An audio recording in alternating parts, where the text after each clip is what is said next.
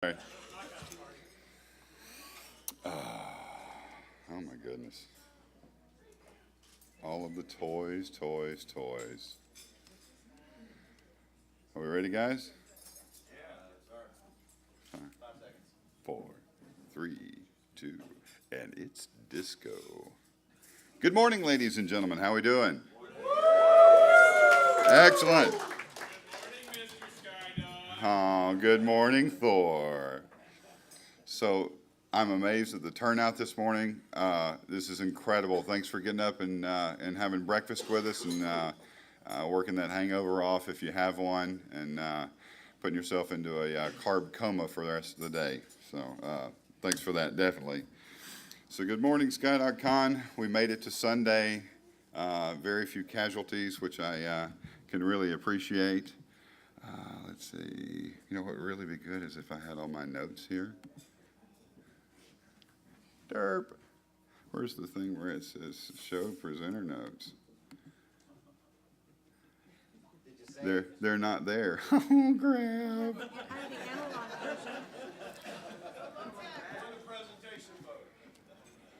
That is in presentation mode, and they're not there. There actually weren't any notes on that slide. Oh, is that what it is? Well, that makes me feel a lot better. Yeah, if any kind of technical difficulty would happen, yeah, it would happen right now. No. Son of a bitch. I love you, Evan. You guys are great. Okay, a few things before we start. Mild little issues. There is the matter of Foxy Cleopatra. Does anyone know what the scoop is with this? Anybody got? Okay, so there's a picture that grew legs apparently from the men's room down here on the first level, and I think we're wondering about her whereabouts because the hotel would really like to have that back. So would the CTF team who works in the basement. Yes, sir. Yeah, I think she was on the move at some point, but we don't really know who was giving her legs. But our problem is, if she doesn't get back there, I get a bill, and that always happens in some form or fashion. We do a little bit of damage to a hotel.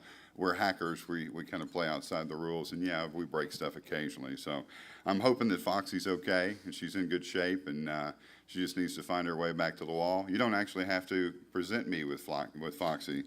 If she just happened to appear back on the wall, things would be wonderful. So, is everybody having a good time so far? You got a good breakfast? Is everybody taking their Adderall this morning? I took his. You took it, crushed it up and snorted it off the countertop there, yeah. So we wanted to get into the contest awards and solutions to everything. We've got some really good stuff this year. We've got people to play with, and hopefully everyone had a good time with that. Who did the Lego contest? Anybody go out and play with the Lego contest? Some of us. How come it's all the old guys? What's up? Jim, what's going on, man? So I'm going to have a hard time pronouncing this one. It's Jason Stulsat. How do you pronounce your last name, dude? Stulsat. Damn, that was pretty close. I've only had one cup of coffee. So I really wanted to show all these cool pictures of the things that everyone had sent me. And then I plugged in my Virgin Mobile wireless, a cell modem, and I went outside to get 4G, and I couldn't get 3G. I couldn't get 1G out of their network. So I spent a half an hour trying to pull down the pictures in my email to be able to show everybody. But Jason did a really cool AT-AT that he sent us a picture of, which we're going to have on the website, and we'll post a little bit later today when I get around to live connection. You got second place. The trophies were done by Security Freak. Where is he at? There we go. Noah got to play with Legos. Congratulations, Jason. So in every crowd, there has to be one master, and that master for first place is Deviant Olam. Deviant, are you here? Are you still sleeping? Yeah, someone posthumously accept the award because he's probably toast right now. No one wants to take the award. All right, will you hold this for Deviant until he wakes up? There. So Deviant did a really nice Pac-Man, like a 2D thing laid out on the table that I'd love to show you a picture of, but oh, sorry. So we had a lot of fun with the Lego contest. I think that's something we do every year that seems kind of goofy, but we all kind of grew up with Legos and that kind of thing. That's what kept us entertained for so long. So it's only right we should get awards and goofy things for doing it this year. So we also had the photo contest. So we actually got a ton of submissions this year. Did anyone get to meet Oleg Volk? Okay. Really interesting character. Well, he submitted about 60 pictures. So the downside is, one, you're a professional photographer.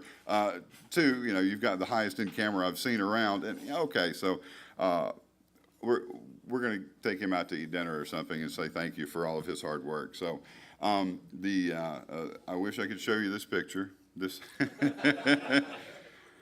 this is like around the office, and the guy goes, "Dude, so there I was. She's so hot." And you're like, "Oh, yeah, sure, whatever."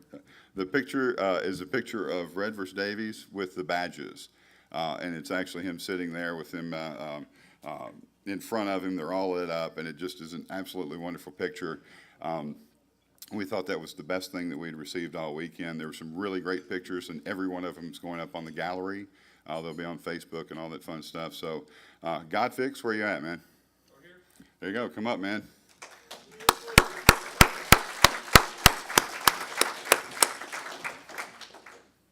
Now I'm trying to figure out what were we supposed to give him? They're being called up on stage.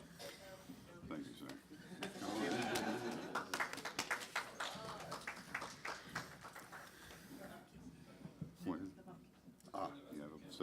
So we got you a set of bump keys, eh?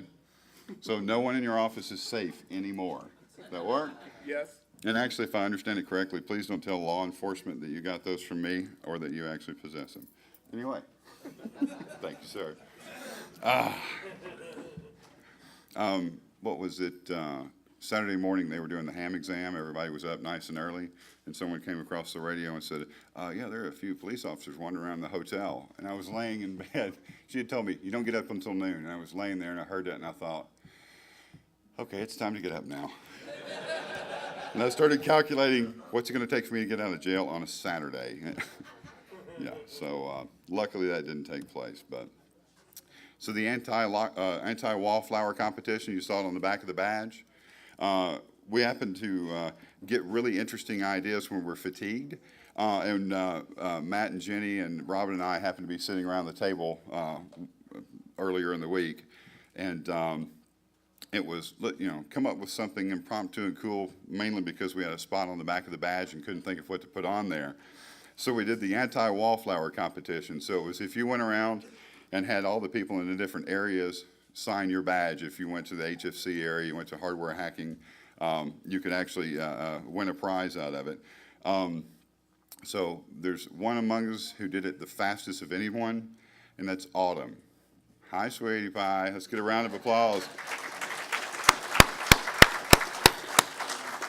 So what you have now is you have your own personal lockpick set that you did not get from SkyDog, and you don't know where it came from. Okay? That work?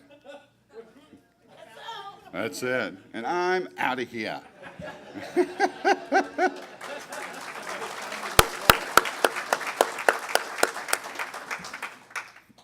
So, also on the back of the badge, did anyone sit down and mess with the little code thing down at the bottom of the badge? There's a few people that did. There's an interesting story. There was a place on the badge that we didn't have anything. So I actually tried to do something interesting in that spot. If you've ever looked at Gmark stuff or lost stuff at DEF CON, very intricate crypto stuff, what I actually ended up doing was just playing around with binary. So it took about an hour to put all the little dots in place, and it kind of looks like a neat pattern where it might be, like matrixy or something. It's literally just a binary laid out on the badge like that. And what it turned out to be was just an email address with a subject header translated into it. So I did that for fun. I'm by no means a cryptographer or anything interesting like that. I'm lucky I can remember the combination to my gym locker. So what happened was we actually gave the staff badges on Thursday evening while they got set up and everything. And apparently Ted Wood had some spare time on his hands, Ted. Yeah, is that what it was? So actually, when you sent an email, it popped up on my phone, and Ted, of course, did it on Thursday. So I call cheating since no one actually got it, and because you're going to be here anyway. So so we kind of said, okay, we'll smack him on the butt and thank him for doing that. So I figured sometime Friday, someone would actually solve the little riddle there. And unfortunately for me, the same person every year seems to be the fastest at solving my little puzzles. I've done one for Outer Zone that was an IBM punch card, which he read blind, looked at it, and told me exactly what it said, which is amazing. And then spotted out, this is an error right here. Which, so he actually responded back right after, Friday morning, not long after Ted. So G. Mark Hardy actually solves everything I've ever put out there, and it's like, okay, here, you get it again. So we had talked about doing a free ticket to 2014, but because he actually is always going to be here doing crypto, I'll give you the ability to grant someone else free admission to the con for next year. You can either bring them along with you, or you can, someone you deem at a different conference, but you get a free pass for someone to come with you. All right, I'll take the +1, and thank you very much. Thank you very much. I'd ask how to make my crypto harder, but the only person I can ask is you, and that's just doesn't work that way. Turkey. We have little blue pills for that. Is that what that? I walked into that one wiener first, didn't I? So next up was your crypto contest. Yeah, you want to do that? You can plug your ears. I'm not going to give you the whole thing. Nobody's got all the way yet. Now the part of the thing with the crypto was based on the badge itself. So because of our Was it right-handed or left-handed? it's whichever handed you want it to be, as long as it'll reach. Okay. We're going to work off this edge of the podium here.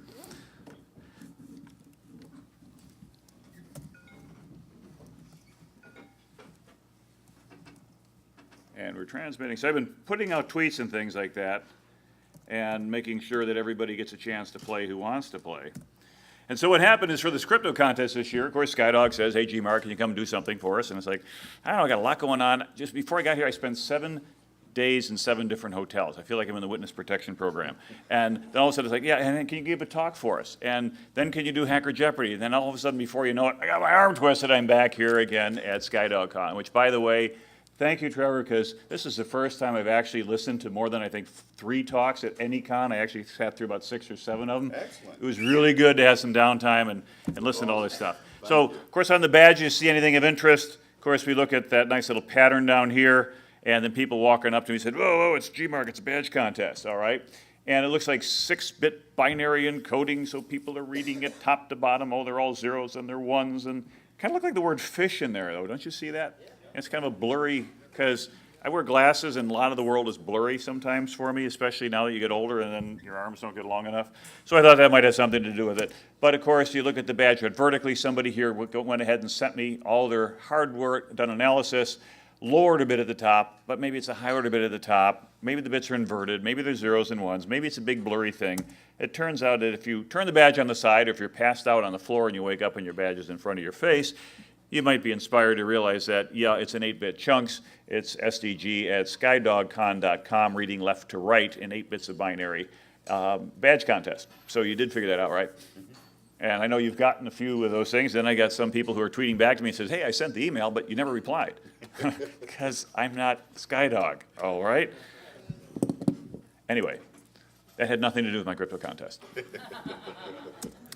It was going to be all about the electronic badge. And Red, Chad, the amazing heroics these folks did, working round the clock pretty much so you could have one of these things, they absolutely need to be congratulated. So buy them all 1 hour of sleep, because they probably don't need more caffeine or alcohol. But when these things came in from Shenzhen at the last minute, so we had a physical component, a logical component. And He sent me an image through a microscope. Hey, this is what the chessboard is going to look like. Being a chess player and things like that, I figured this would be kind of a fun thing to have as part of the contest. But it turned out that it didn't work well in other colors. So what do you do when things go wrong? I don't know, blame Canada. So I tweeted the full image, because if you look at it in different badge colors, it's a little bit tough to see the gold from the silver from the everything else. So, but what does that have to do with the price of asparagus in Bolivia? Well, anybody here play chess? Anybody particularly good at chess? All right, what's the next move? Whose turn is it? Well, figure it out. Is there anybody, somebody thought that the rook in the upper right-hand corner was white, and therefore black was in check, so therefore it had to be black's move, but it turns out that, let's come back to that. We also had the breakout game. Anybody play breakout? How many layers did you get through? Anybody get through the first one? Yeah, anybody get through the second? Get through third? Can you do this all without autoplay? Problem with autoplay, unfortunately, is you kind of infinite loop sometimes, so you can't quite clear the level. But if you can't get stuck and you get through, it turns out that I tweeted these things too, up till about 2 in the morning last night, tweeting out things, and that's what you got. But of course, warning the autoplay might loop, because I thought we'd see if it worked. So that's what you had to work with. So you got a chessboard, you got a whole bunch of letters. So what? Who cares? Now, everybody playing at home is enough to go on, because there's some folks who like to play at home when I travel in the contest, so that's why we have the extended SkyDogCon, which covers planet Earth. So the game seems balanced. Whose move is it? Can white mate in 4 moves? Does any of that matter? Here's the question. How many of those squares are occupied by a chess piece? I'm sorry? 16. How many squares on a chessboard? 64. Does that get you any thoughts? What do you start thinking?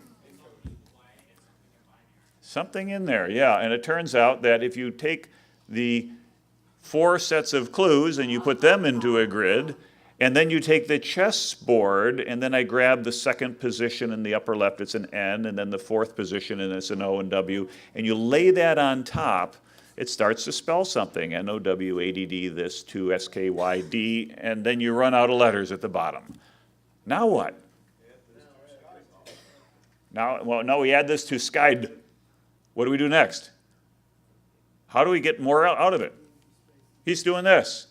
Rotate it. Give it a twist. It turns out that if you look at it, those 16 chess pieces are in a very strategic position that they can rotate around the center and never occupy the same place twice over a period of 90, 80, 270, and 360-degree shift. And so you end up with what's called a turning grill cipher. If you have a copy of David Kahn's book, The Code Breakers, I was able to get a first edition this past year, which is kind of cool. And I was thinking for something I have not yet used in a crypto contest. And so I came up with something from French diplomatic ciphers previously, but you can imagine they're breakable if you know how to do this. So you read the 16 characters, rotate, read 16, rotate, read 16, rotate, read 16, rotate. And what do you get? Which direction do you rotate? You got a 50-50 shot at it. If you get an intelligible message, you're good. If you get an unintelligible message, drink. And then go the other way. The whole thing is on crypto is there's a huge amount of trial and error involved. It's not just, the process is deterministic of cryptography, but cryptanalysis is kind of an indeterminate process. There's a huge room for intuition. There's a huge room for guessing. Sometimes you get it, sometimes you don't. And now we get to add this to skydogcon.us/crypto/gmark/secret.text. And that's enough for now, because that's as far as anybody's gotten. And that means there's more. So I'm going to go ahead and keep the contest going until we get somebody who can cross the finish line. But now you're level set for that. And that's the end for now. Thank you, sir. That's wrong. Just, oh, pardon me while I slam my crappy laptop into your very expensive sweet microphone. Oops.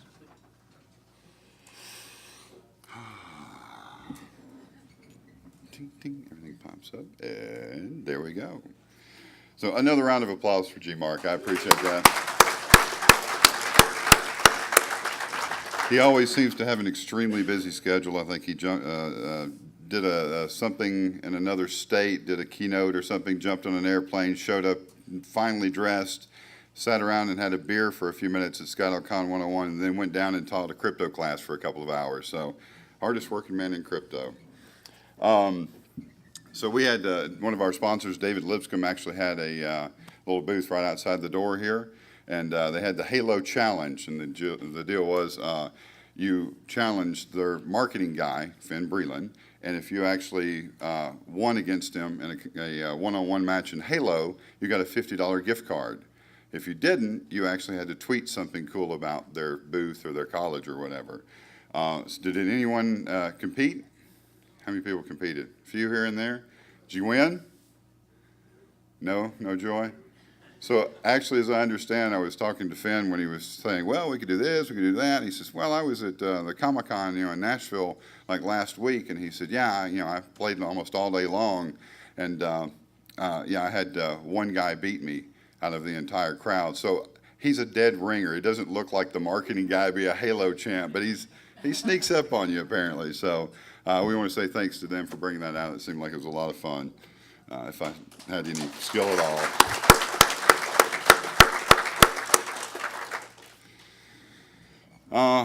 So we had the hardware hacking.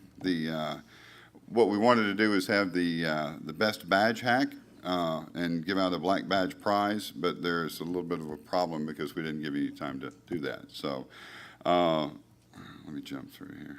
Boy, that sucks. So I don't think Red and Chad are here at the moment. Are they? They're literally downstairs still playing and soldering and putting stuff together. So I told Sim Ninja to trot down there and see if he couldn't grab them and drag them up the stairs. So if you don't mind when they come in here, make sure they know you're really appreciative of what they did because they put in some unbelievable hours before they even got to the conference. We were sitting downstairs at about 3 o'clock in the morning, and Red actually fell asleep holding a soldering iron. It was pretty bad. So. No problems with that. Do what? No problems with that. No, not at all, not at all. So there was actually a little bit of a confusion. Who went to the Pirates versus Ninja party last night? Yeah.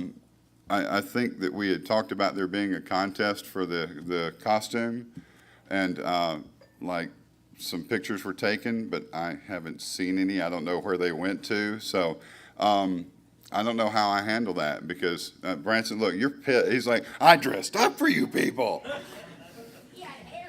Yeah, that's kind of scary, actually. That was kind of sexy. How'd you get that to stay on there like that?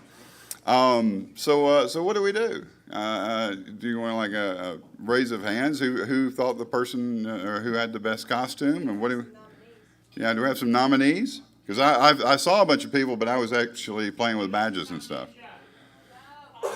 Leonardo the Turtle. I nominate Deviant and Lady Merlin for their Pirated software. I put AutoCAD R14 on there, so I figured that's probably the most common one. That's the one I kept stealing. Huh? Oh, yes. Amber actually was, pardon me, son, can you quit hitting her with the nunchucks? Thank you. We're just in the middle of something here. Oh, getting back. Anyway. So I don't know what, we'll figure out something to give. So, like, Branson, do you want to, like, fight Amber over it, or all of them over it? We're just... You missed it. She was chasing me around all night. Really? Beating my butt. But she realized in the end, Yeah. control. There we go. Okay, let's do it by applause. Branson, let's hear a round of applause for Branson's costume.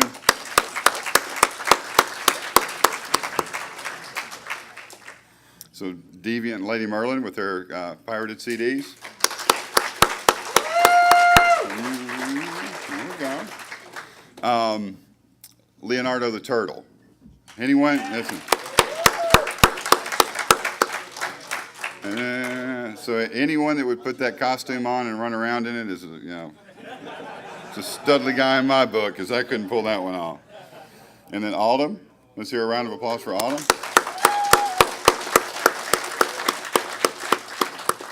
Okay, I'm just going to figure out something to get everybody this time. Thanks, guys. What?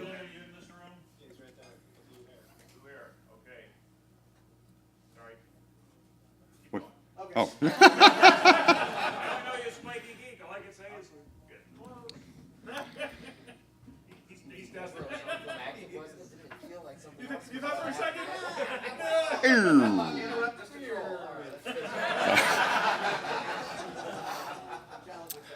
G-Mark, you got time to do the Hacker Jeopardy and update there? Yeah. Somebody won, they cheated. Ah, someone always cheats. We're hackers. That's what we do. Exactly. Okay, so I got the scorecards upstairs, so anyway, you guys know that we had Hacker Jeopardy. I created some new questions, but a lot of them I had to retread from DEF CON. Sorry about that for having to retread the questions, but as I say, crazy schedule. Had 4 teams, 4 each. The beers were interesting this time because, of course, they're smaller, so we had some pretty phenomenal counts, like 33 beers and things like that for some of the teams. Okay, so not bad. The prize was going to be a 12-step program. But the first round, Ski Boy, your team that you came up to me says, I like to play, but I don't drink. Why can't I play? I said, you can play, you just don't have to drink. You just have to be smarter than everybody else. And so your team, what was the name of your team? Exactly. He couldn't come up with the name of a team then. He can't come up with the name of a team now. So we made them the Nulls. But anyway, the Nulls managed to win the first round. It's not cheating if you get away with it, right? Okay, and then the second game got a little bit more interesting because Adrian here kind of had a buffer overflow. And it was a huge buffer, but you need to better direct your stream to the right way to the trash can. There's a reason they have plastic linings. All I see is Adrian stands up and he's listening to Ford, he's listening to Stern, and he literally is kicking chairs out of the way. And all I can think to myself is, what's it going to cost to clean that section to the right? Because I know he's fixing to clear the room. Game's over, everybody's leaving. But he was a trooper. He took care of it. He was in great shape. And yeah, you get the points back. Yeah, but it's a team. But let's not talk about it being a team sport because that gets really gross. So anyway, last round. Final question on that was on crypto.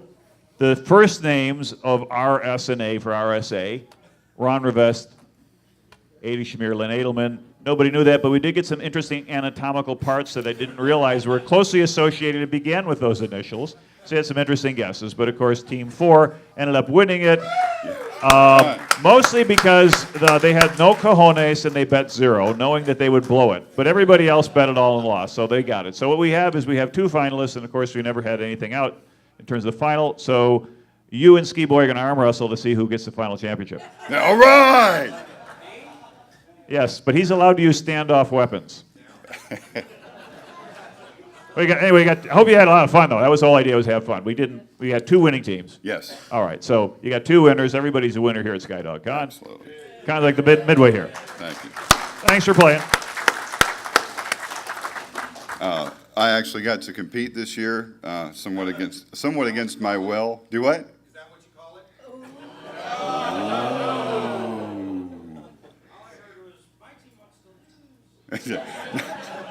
Well, it does. It does turn out that rectum is not the right answer to most of the questions we buzzed in on, but we gave it a shot. So Eventually you'll be right.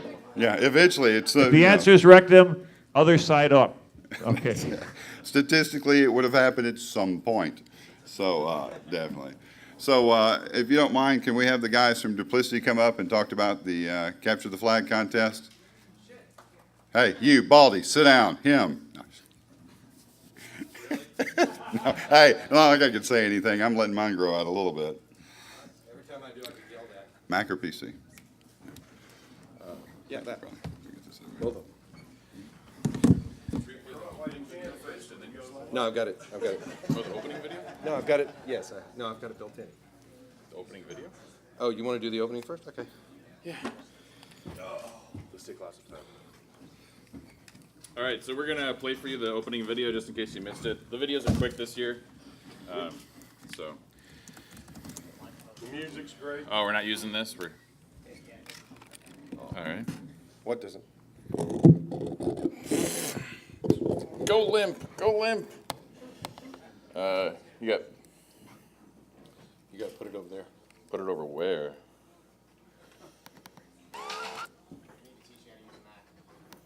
I wholeheartedly agree with that statement.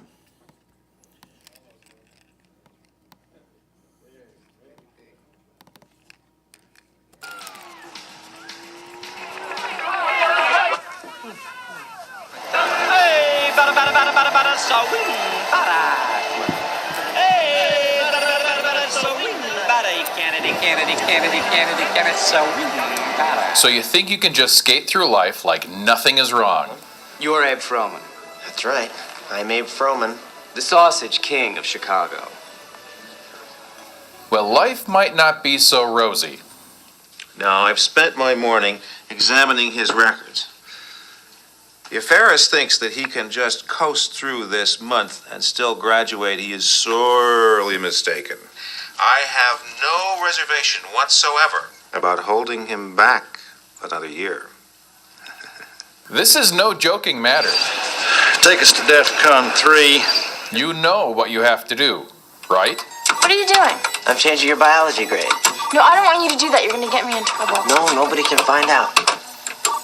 There, you just got a C. Now you don't have to go to summer school. Change it back. This is not a game. Shall we play a game? Are you still unclear? I've got it right here in front of me. He has missed 9 days.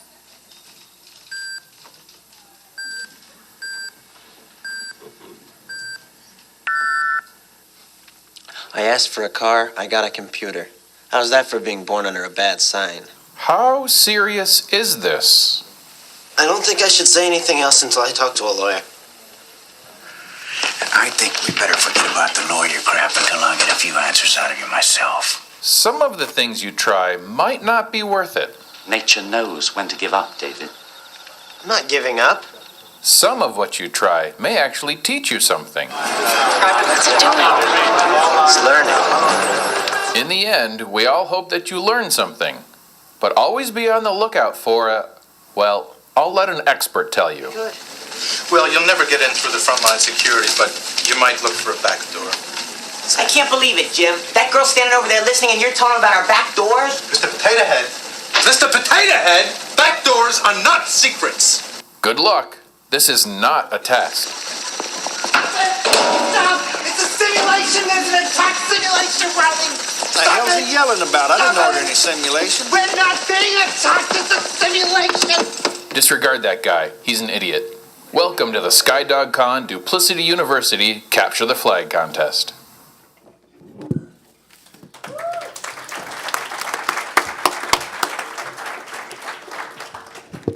So we have a follow-up video that we make every year, and you're not going to want kids in here for that one. So. Just, bye guys. I had a fun outside for a moment. Sorry. We're sorry! We're sorry! Actually, it's not our fault. We're not sorry. All right, so I'm going to take a second just to show you guys something. I did a little talk about hacking your mind and emotions, and I socially engineered the entire con. Anybody see that sign up?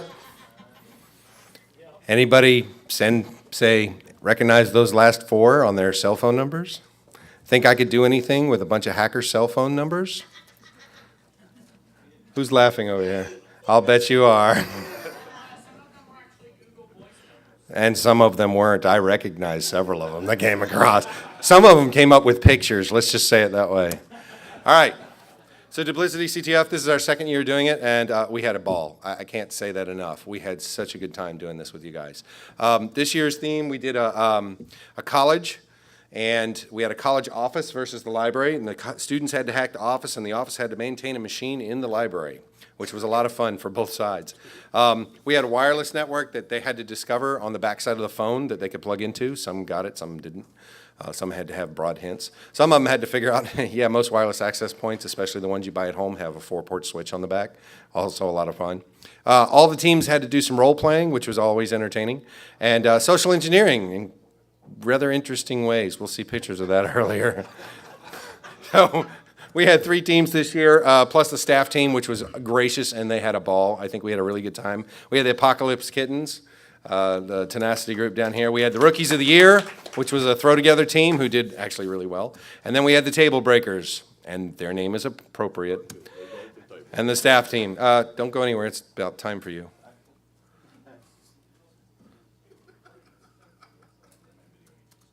Yeah, you can't record the video. This cannot go. No. No. So. No, in all, I don't have to play the video if you guys are gonna be motherfuckers about. in all seriousness, the deal was a lot of what happened in the CTF is staying in the CTF. So don't do, please, nobody film this. This ain't Vegas, and don't end up on YouTube.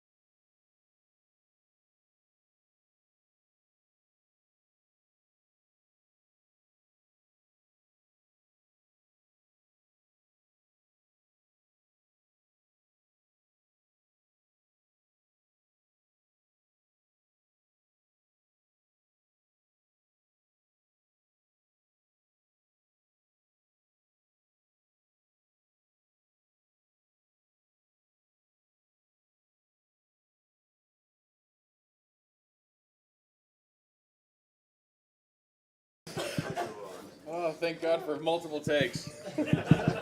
We were laughing so hard when he was doing that. We literally did that, I think, what, Tuesday evening when we got here? We did that Tuesday evening. I was actually faced out my window, and what was going on was there was a semi-truck on fire, planes taking off, helicopters circling, response teams. We actually had to take it in between sirens going by. All right. If I can get this thing to The kids can come back in the room. back in, yeah. Yeah. You know how bad it was gonna be, man. Okay. So we had three major teams this year. So the Apocalypse Kittens came in third this year, mainly because they spent most of their time trolling the other team and not breaking into stuff. Negative points this year? No, you do not get negative points. But we have prizes. Please come hither. So for you guys, I have some candy and the lock that kicked your ass. I have the cat sex potato. That's yours. It has a shelf life. And of course, we have some of Liam's famous. Oh, good. Oh, the important Yeah. Liam's famous vodka. There's a trophy These right guys there. were awesome to watch. A lot of fun.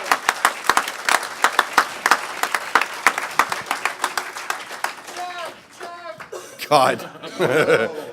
That and if you've ever had that stuff, you can jug it. You could eat. Yeah, it's naughty.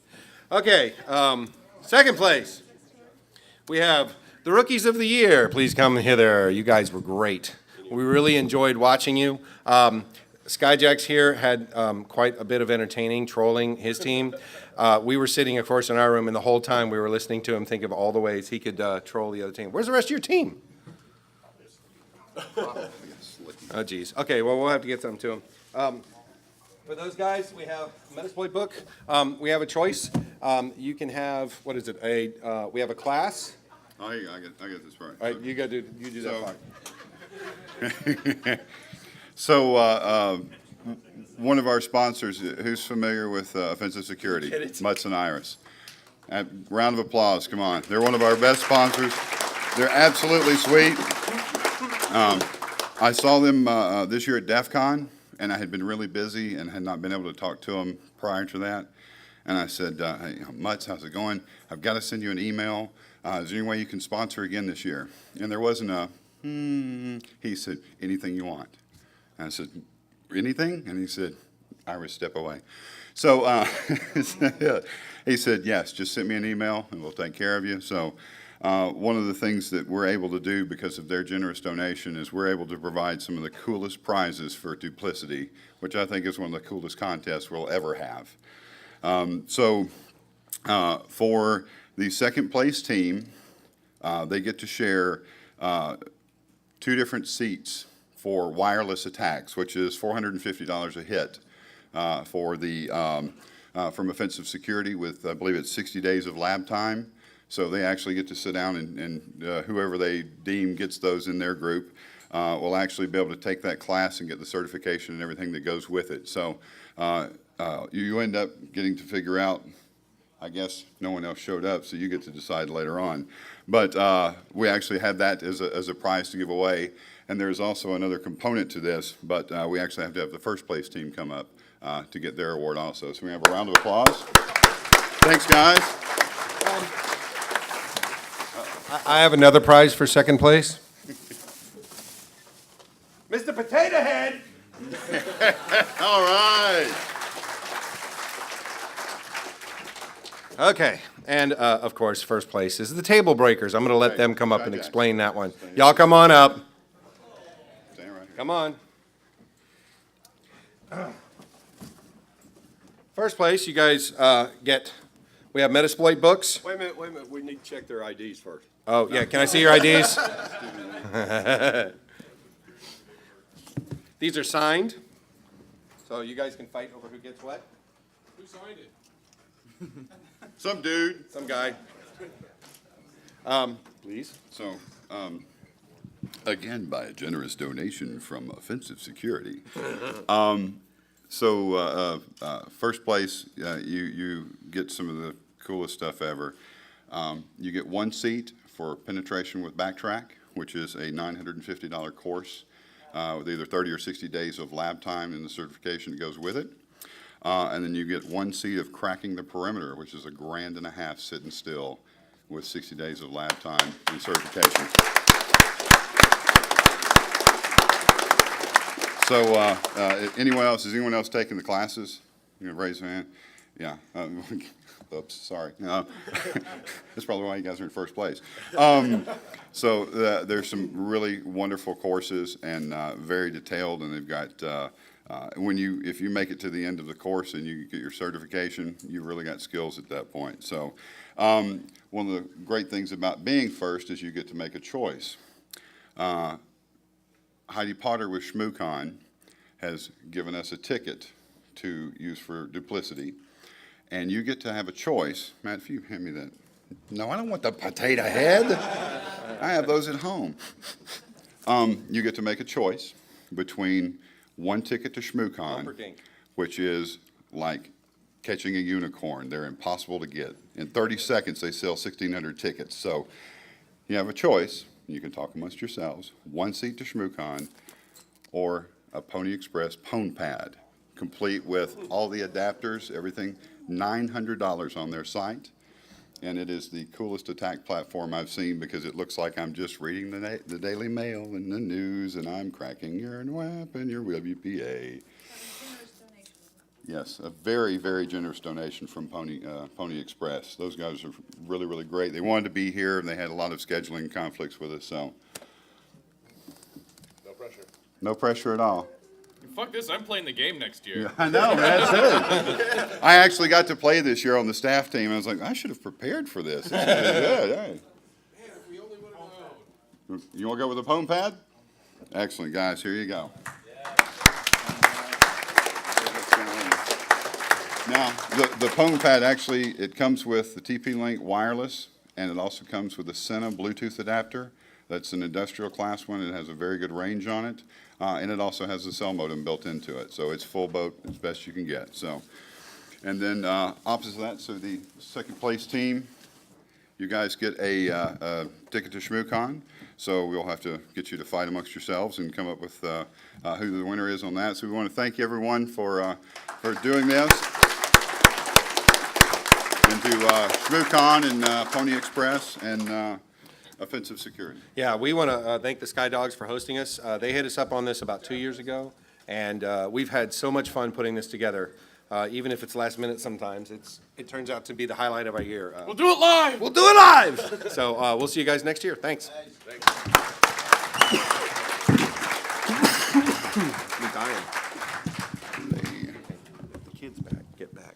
Do we? If the kids get back, make sure that gets its way to you know who. Gotcha. And these are for kids. Awesome. Does the other? No, it's available. Oh, okay. So if you want to add it. All right.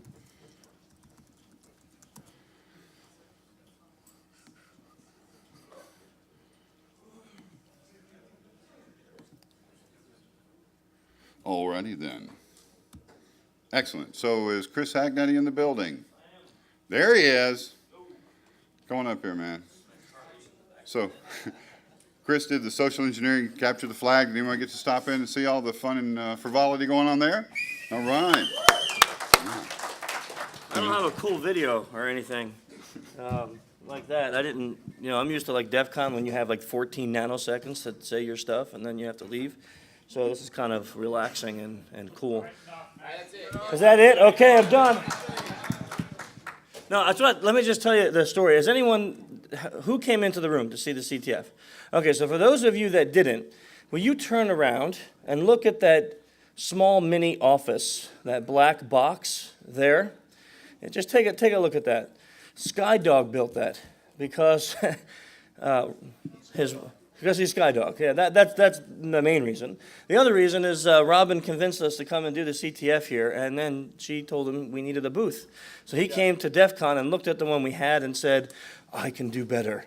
And he did do better. It's a metal frame surrounded by like 3/4 inch plywood and then plexiglass front with working lights inside. and it's sound dampening, and it only weighs about 2,000 pounds. But it's an amazing device to help the CTF. So we had people sit in that box, and we did the social engineering CTF here. It was really, really awesome. We had a nice packed room there, but I thought this was probably the most relaxing I've ever had as far as a conference, being able to just sit and actually listen to some speeches, run the CTF, and really it was due to the Sky Dogs. And they're just awesome, aren't they? Aren't they just awesome? So, this is not really part of the CTF, but we make coins every year. We only make 100 of them, and we only give them out to people who do really great social engineering stuff, usually winners of the competition, but I got one for each of you guys.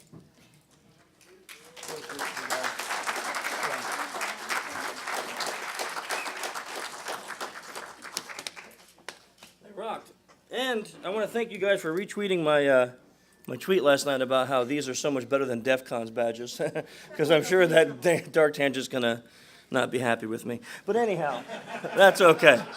That's okay. We'll deal with that. So, CTF went off. We had, I'm just going to give you a couple stories. I'm going to give you one about our favorite ski boy. We had a really interesting competition. We had assigned, the way we do it is we assign a target company. Main question everyone asks is, do they know that they're a target? The answer is no. We choose them out of a hat. This time the hat was Robin. She gave us 10 or 20 companies that are based out of Nashville, and we use them as our targets, and we give them 2 weeks before to all the contestants. They have 2 weeks to write a report, do a lot of information gathering, all OSI. They can't fish them, they can't call them, nothing illegal. And then they have to issue a report back to us about the things that they found.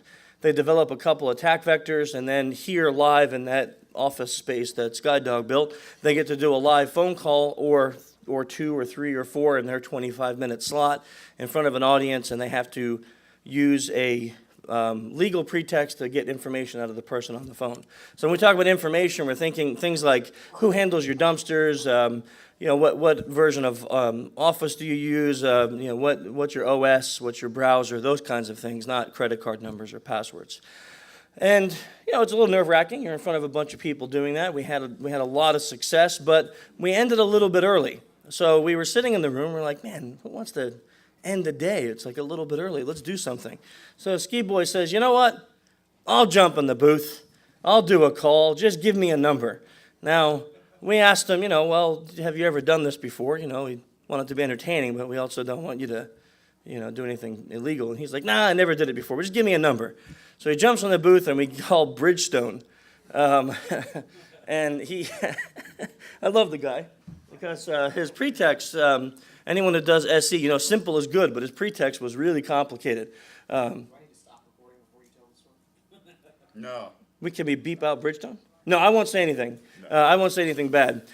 So his pretext was really interesting. There was a satellite store that was taken out because some rogue employee got fired and encrypted his hard drive and took the network out, and we couldn't be fixed. And the manager called Ski Boy in to fix today, and he was under NDR. We don't even know what that is. Okay, we don't know what an NDR is.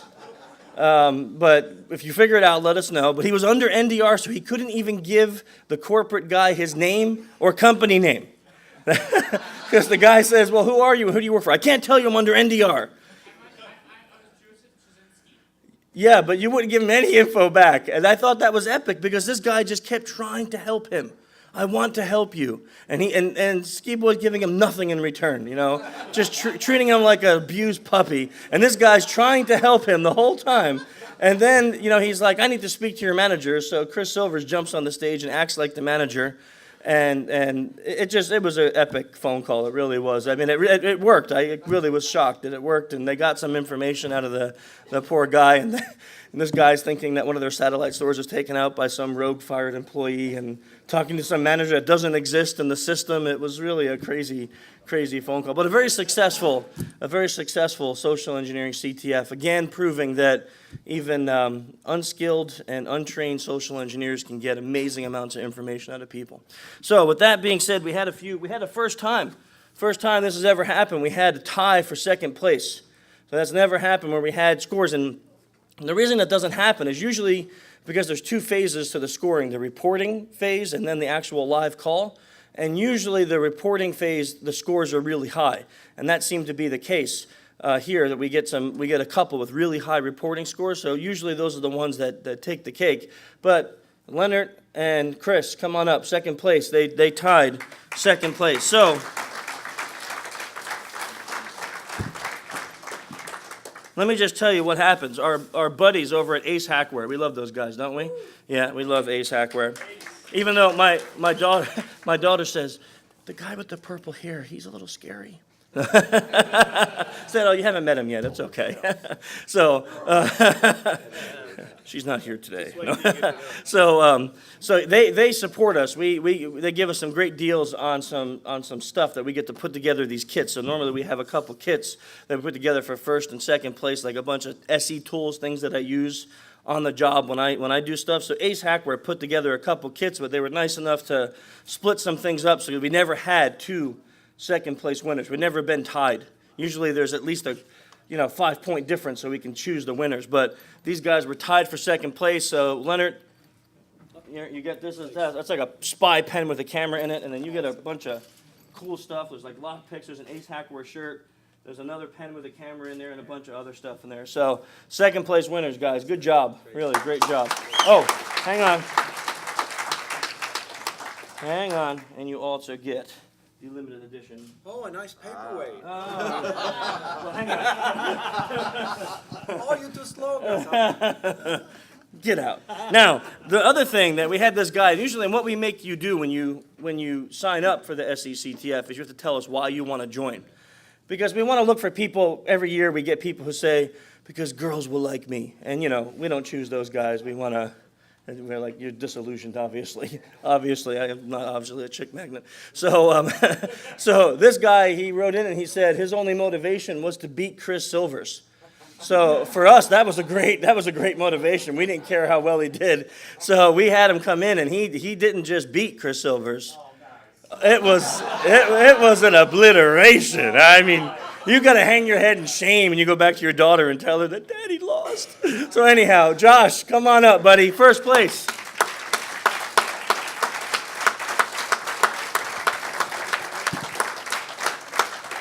Now look at this awesome kit. First of all, for those of you that have never heard me talk about the power of the clipboard, that's the best part about this kit. It's a clipboard. So you can use this anywhere, right? And then when you open it up, it's got, first of all, of course, the Ace Hackware shirt, right? It has a pen with a camera in it. It has the most amazing rutabaga, which I actually thought about not putting in here and saying, oh, you just didn't get one of those. But I know Taylor would know. A bunch of bump keys, a lockpick set. This is the, which one is this now? Yeah, the Universal TV remote, a Teensy 2.0, and there's a couple other awesome things in here. Plus the book, plus the coin. You really cleaned house, man. You won the duplicity thing, too. Jeez, holy crap. I don't know how you accounted for all that. Nice job, Josh. Nice job.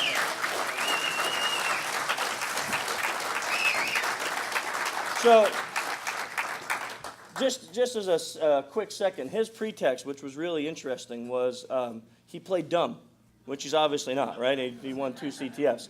He played a marketing guy that knew nothing about computers, and he was writing an internal journal on security for the Security Awareness Month. So he used current events that sounded realistic, and he didn't know anything. And at one point, I thought the best line was, trying to figure out the difference between this thing called VIOP, VIPI, and the guy goes, VoIP. He's like, yeah, VoIP, or what's a PBX? What is that? And the guy's just pouring out information, telling him what everything is and what he uses and what the company uses. It was just really an epic phone call. So great job, Josh. Thanks a lot. And thank you guys. What a wonderful time.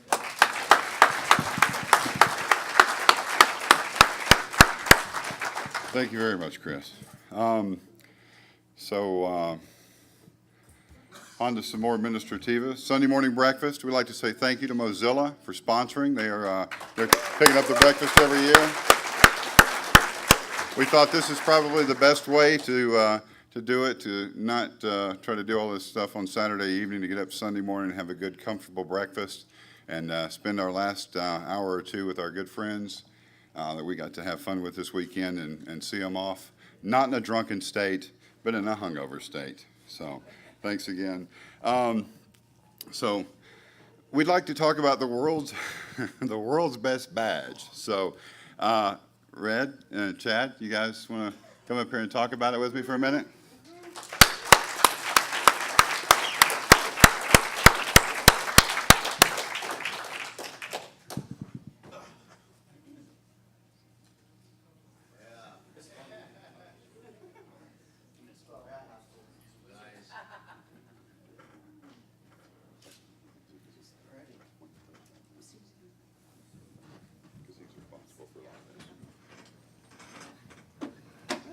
What's up?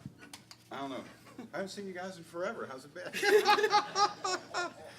So this is Red vs. Davies and Chad McFall.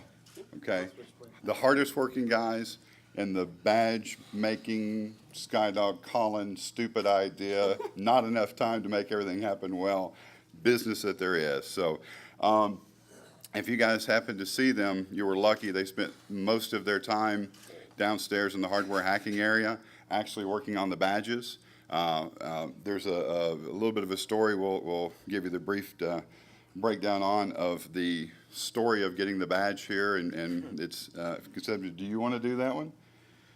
I can, if I can remember. It's been, what, 3 days, I think? Yeah, it's 3 solid days. None of us had more than about an hour of sleep last night either. Yeah, I remember. I remember that. I think so. Okay. You want me to? Or I'll do. Sure. Now, You provide commentary. Okay. Okay. So last year's badge was one of those things that I will talk to my therapist about for many, many years. We actually had a problem with the badge, and we turned it in 3 weeks, which is insane. It didn't do as much as I wanted the original badge to do, but we made something happen because I promised that there would be an electronic badge. So, well, yes, we did. So what happened is the badges showed up on Thursday, and Sachin was standing there he walked around with a box underneath his shoulder until I had enough time. We went up to the VIP lounge, pulled out a battery, snapped it into place, and flipped it over, and a trace turned red hot and burned off the board. And the trouble is the little holder was like really gripping onto the battery, so I had to pull my pocket knife out and tear the battery out while it's burning the badge up. And I thought, oh, this is going to be terrible. This is not a good start to the con. So we spent a large percentage of time trying to diagnose that problem. What ended up happening is Red showed up. And oh, absolutely. Red showed up with Benjamin Gotti and a few other guys, and they sat down and diagnosed the problem with the badge. So if you see pictures last year, they had a little wire that was run across. They figured out how to bypass the problem and fix them on the fly, but they spent a lot of the weekend playing around and fixing that. And I didn't like go grab somebody. They just naturally, gravitated towards, hey, let's fix the problem, which is what hackers do.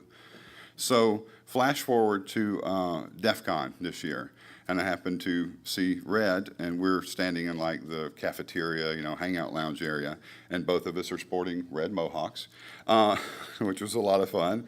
And Robin was chatting with Red and said, hey, we kind of have an operational issue. We're trying to get the badge going, but we're having some communication errors and everything, and getting started with it. Would you be interested in doing the badge? And your response was, sure, SkyDog, I'll do anything you want. SkyDog, that sounds awesome. Which was 6 weeks before the conference. Yeah. So, yeah, it was a little bit of a tight time frame, but not long after DEF CON, we got on the little conference call and started discussing things. And I kind of gave them some basic criteria, what I wanted in a badge, playability, have some input output, and you can see what's going on. And apparently they were already at work on it without asking anything. So as time went on, I would get these cryptic questions and messages, and pictures would show up, and videos would show up, and it was like, what are you guys doing? And it was literally like, I never knew what was coming in my email every day. There would be something completely different. We had a few communications here and there, and we actually had someone who was supposed to work with our American counterparts to build the badge. And they got into a time crunch and basically just kind of vaporized. They had some things they had to do. So in the absence of that, Red took over the actual production portion of it. So he started to work with a group he's worked with in Shenzhen, China, which is ironically 12 hours off axis from us in time. So anytime you send an email during the day, you have to wait till you're sleeping to get a response. Or like Red did, he just stayed up most of the time waiting for a response from them. So I kept getting all these things about the badge, and I asked, can you send me a prototype? So if you saw me at DerbyCon or Mad Max, we actually had prototype badges with us that did some of the stuff that they were supposed to do. And then when I asked, well, what all do we have on it? They said, well, actually, we can't tell you everything it's going to do. So I didn't know what the badge was really going to do until I saw one at the conference here. So your guess was as good as mine until I get my hands on it. So we had a few little issues in dealing with the location in Shenzhen. So it is not easy to knock on someone's door when they're around the other side of the planet. So we were relying upon email and an occasional phone call to get a hold of them. They had ordered some parts here in the U.S. to be FedExed to China, and apparently FedEx doesn't next day air stuff to China. So they put it on a boat and didn't tell us. So they started doing contingency plans and ordered memory and infrared detectors, I believe, or emitters. The emitters. So they actually had another shipment of them ordered and shipped here in the United States to plan to put them on. So they had also had taken on the burden of putting the propeller chip, the actual processor on the board. They were going to do that stateside because they wanted to make sure everything was done properly. So we got a confirmation that they had shipped the package by DHL, which in reality was they handed it to a courier who was then going to take it from Shenzhen to Hong Kong, where there's less of a legal issue of shipping things out and fun things like that. So there was about 2 days, was it? It went missing for 3 days. 3 solid days. DHL said, we don't have it. And the company said, we shipped it. So all we could think of was someone had stolen them en route or something like that, or they were sitting in the corner of the DHL depot. So there was a lot of panic and a lot of emails, and I said a lot of things to some dude in China that I'd have to get a plane ticket to back up, but I was prepped and ready to do that. I learned some new vocabulary that day. I learned some swear words that I did not know existed. Yeah, I'm sorry about that, but I was a little upset. So all of a sudden, the package popped up and it was in transit. So it made its way across the ocean. It was due to land in Cincinnati, Ohio. From there, it actually would have been transported to, what is it, Charlotte, North Carolina. Yeah. So we need to add a part to that story, though. what's So the airplane? Yeah. Okay. So I keep getting these phone calls from Red, and you know, when you do a conference or something like that, you always have a failover redundant plan for almost anything. So we're almost anything. Yeah. So we'll mix it live. Come on. So we're on the phone, and I'm wandering around my driveway, and I've been welding on this CTF booth, and I'm covered in crud, and he's like, okay, here's the plan. I have a guy who is in Cincinnati, Ohio. He's a private pilot, and we're going to stop the package in Cincinnati. He's going to the depot to pick it up, and we'll get in an airplane and fly it to Nashville. So we'll have them in time. We'll have them early enough. And then we found out that DHL will not let you stop a package en route unless it's an organ. And unfortunately, they knew what the contents were because he was ready to tell them, it's a human heart. We've got to have it. It's got a human heart. Come to pick it up. So there were sad but true. Yeah. There was a lot of collaboration, and I can drive from here, and then my buddy can fly me back, and we can, and literally like it was an hour by hour play of when will it touch down, how can we get it here. There were packages en route all over the place with different parts to make sure we had everything we could have just in case. And Red did an unbelievable job of keeping me up to date on what's going on. I think I owe his wife an apology and dinner and a lot of things apparently, because the two of these guys worked so hard they didn't do anything else for 6 solid weeks. They did nothing but work on this badge. Now, what they have is unbelievably epic. What you're looking at is 5% of what the badge is capable or was supposed to do. which is a statistic I found out at 4:30 this morning from this man. So they arrive, they take it back, they populate a board and make sure it works, and then they get in a car together, and they haven't slept, and they drive all the way from Charlotte to here, and then they didn't sleep that evening, and they worked all night and did everything they could to get the badges up and going. I can't fathom what it took to get to this point, to actually put all this stuff together. So, guys, thank you very much. Come up here and tell us about the badge. About what it's the full thing. Some of the ideas and things that were supposed to happen. You know what? I'm going to defer this to Chad because Chad is responsible for 95% of the firmware, and he is just epic at this stuff. So please.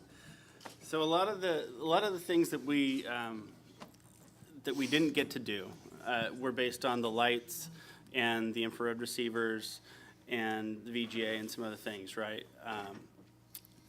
The infrared receivers, since you would be able to actually communicate with each other, there were going to be features that you could unlock in your badge, like superpowers and admin functions, and we were hoping people would just fuzz the logic out of the badge and find some hidden things that would just let you pwn people left and right all over the place.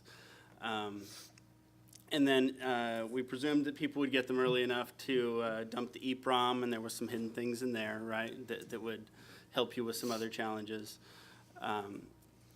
But it was really all about IR codes. We had a whole protocol that we built with all kinds of different IR codes all over the place and pre-programmed functions inside, so that as you were walking around the con and you had, what are you pointing at? Schism. Okay. Oh yeah, Schism's. He's the pilot. He's our private pilot. He's going to fly it. Come up here, man.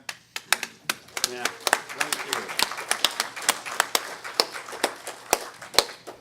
Yeah, stand up on Come stage. feel love, man. I've never had a pilot on hot standby, so thank you. So you've seen some of the little beacons around, right? They've just been kind of floating. Red changed some of the badge colors with those. Oh yeah, here's a little beacon. Oh, it's you gotta turn it on. Yeah. So yeah, thank you. This is like the very basic function of it. But we had a whole bunch of these that we built. We made these out of little Walmart laser tag sensors. And then we made custom boards to go inside that were essentially the badge shrunk down to fit in this. And the intent was to place these all over the con at various places, lock-picking center, the hardware hacking booth, all these places, so that it would unlock achievements on your badge, and you would be able to check things off that way by just visiting the locations. And then as you accumulated those things, the combination of various achievements would then give you more powers on the badge, and until, if you really experienced the full amount of the con, you would have this Uber badge that you could do anything you wanted with. Now, in reality, you do. The goal was to give you something that was actually a development platform that wasn't just going to blink a light. And I think we did that. I mean, the lights didn't work on top, but if you put headers on these things, they're every bit as good as the $30, $40 little parallax development boards that you buy at Radio Shack or other places. And they've already got the VGA header on them, and you can hook them up to a display and play Pong on your TV or whatever you want to do. We also made a bunch of little shields.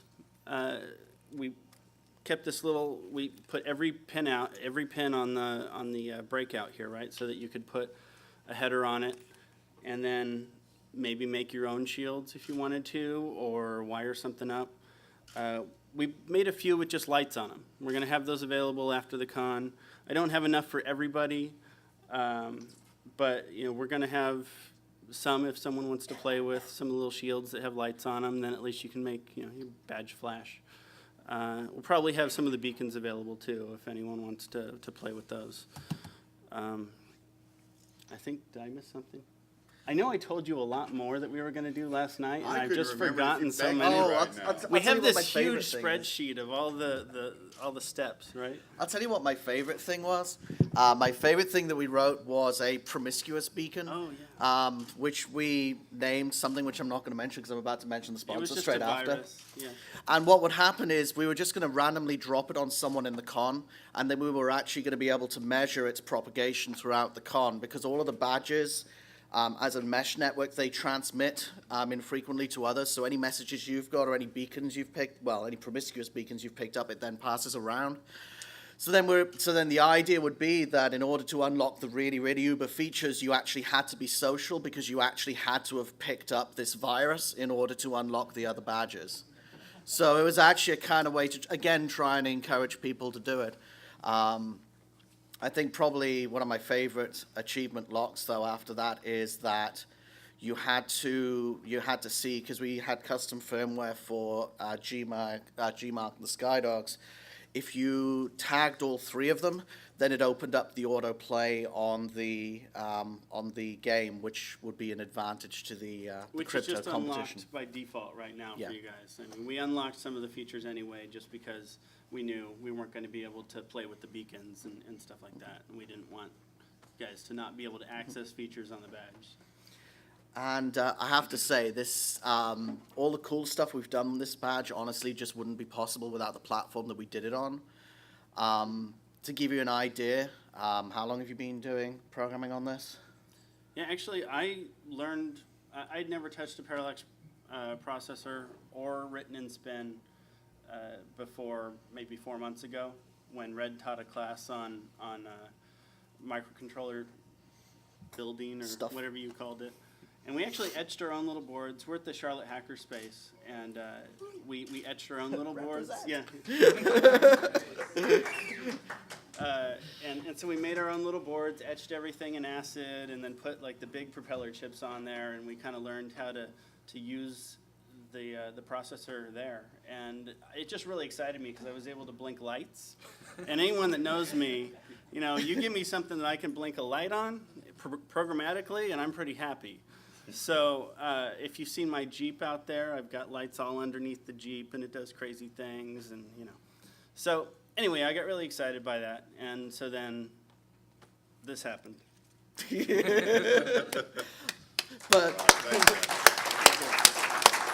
So one final thing I'm going to say, the support we got from Parallax was incredible. Not only did they support us as a sponsor of the con, they also provided us with all of the support we needed for firmware, literally if we had any questions or had any snags. Also, we had a hardware problem on one of the prototypes, and literally we called the guys up and said, help. And, you know, sent them schematics, and, you know, they were able to help us fix that. They do that as standard for all their customers. So if you guys ever decide to base a product around or build something with their products, they have phone numbers, and you can call them up and they will help you do whatever you need. I cannot speak highly enough of them. I'm a fanboy. I will say that, and they're the nicest people on earth, and that's it. Thank you.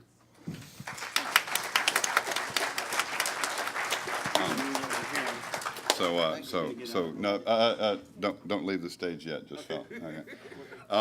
So a lot of evidently you can tell a lot went into this. I tried to spend as much time as I could helping out because I felt like I was responsible for dropping him into all of this stuff. So the first night I stayed up until 3 in the morning or something like that, and I was doing everything I could to make it work. There was another gentleman that did 44 hours straight. That was Mad Max. Can you raise your hand? Do you have enough strength to raise your hand? Is your soldering arm okay? He literally spent 44 hours awake doing nothing but drag soldering badges and putting processors on, and just absolutely amazing. And what I have for you later, yeah, baby. Another bag of cocaine. That's it. That's it. So there's a group of people. If you actually go in the badge and go into the credits section, everyone that helped out this weekend has their name in the credits on the badge. So we want to thank everyone else who came in and spent some time to help out here and there to make things happen. So a round of applause for them.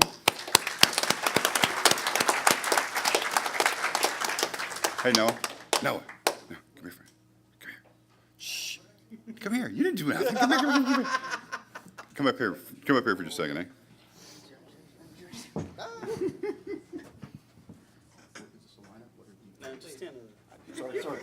Well, if he stands behind me, he disappears. So So a lot of people spent a lot of time doing work. Ted was with us this morning working on stuff, and a trooper. Ski Boy put some time in. Apparently he's an idiot savant in finding the problems with the badges and was knocking them out. So we're very impressed with your work. So we, some Kapton tape. We found the Kapton tape. We finally found the Kapton tape. So, Ski Boy was looking for the Kapton tape for about an hour and a half. We're looking at it. Consists of, where's the Kapton tape? Everyone find the Kapton tape. We need the Kapton tape.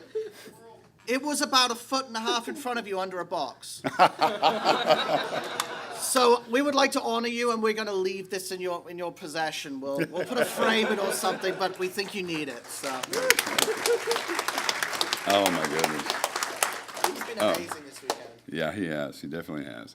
So we're sitting there last night, and we're coming down the home stretch, and Red is saying, how many black badges do you absolutely have to have? And I said, how many can you put together? And he said, that's not the question I was asking. And Red had pushed himself to the point of exhaustion.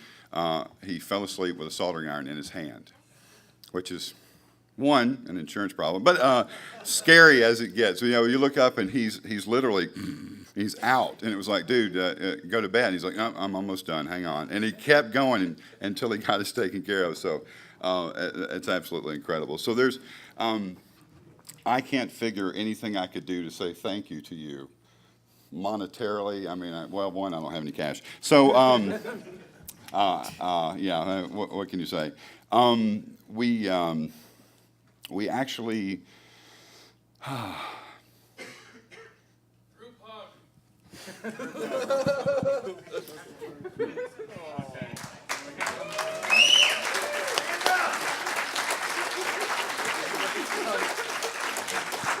So, for my birthday 3 years ago, this beautiful woman over here gave me a birthday gift. And you told me I could tell. So basically, she allowed me to design my own challenge coin, which is pretty intense, I think. And what we decided to do with them is that we will present them. I've only had 100 made, and we'll present them to people in our community who have gone above and beyond. And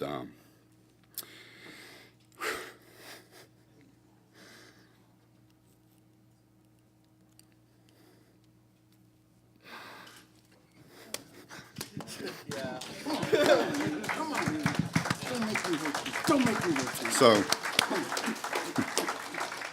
So the coin itself has 6 different qualities on the outside ring. They are loyalty, fraternity, and honor, dedication, sacrifice, and passion. To date, I've awarded 14 of them in 3 years. The last one was to Noid on stage at DEF CON for his 20 years of service being a goon and taking care of business.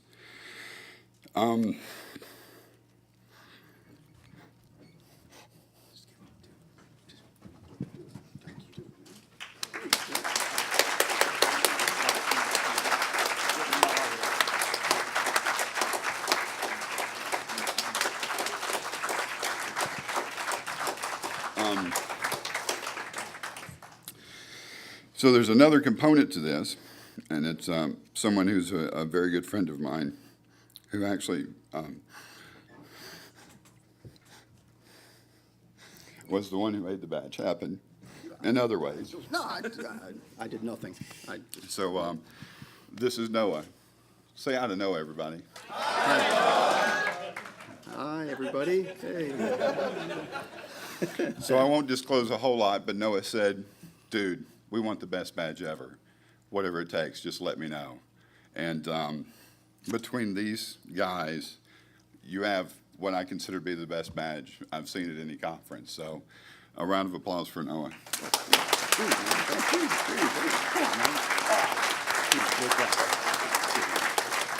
Thank you. Now get your ass on a plane. Yeah, I got a few minutes. Okay. You guys, and I don't know which direction we go with this. We have black badges. If you guys want the true black badge, or if you want the ones you prototyped with to always be your black badge. It's totally up to you, but I can't top that. Holy shit, dude.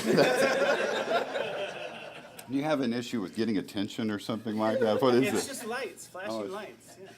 Yeah, that'll work, definitely. So, would you like, yeah. Can you grab a couple for anybody? So, I got sent a picture early on, and it was like, oh, here's the picture of the Uber badge. Now, I would love to show a picture, but Virgin Mobile sucks. So, basically, the badge itself that you have is identical except in color and some of the programming and things that go with it. The Uber badge, I asked them to do something very special, if they wouldn't mind, and they came up with something that was absolutely incredible. The Uber badge is black, as per tradition, except last year when we screwed up the order and you guys got white ones. Who knew you had to check that box? So the badge this year actually has a different look to it. It's black, and all of the contacts are gold-plated. Okay, so it has SkyDogCon2013 and Uber in the back. Of course, all the other bits and pieces like the dog and everything are gold. So it is, I think it's absolutely beautiful. So guys, thank you very much.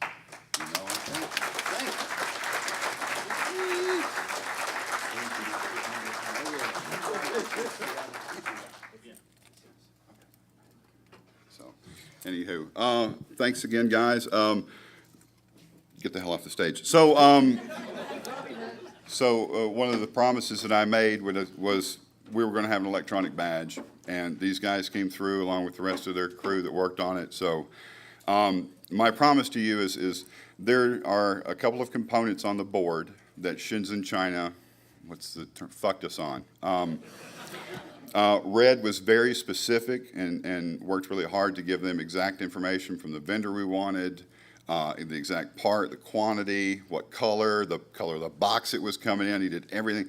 And Shenzhen apparently found a different vendor and put some different parts on. So that's one of the reasons the LEDs across the top don't work quite right.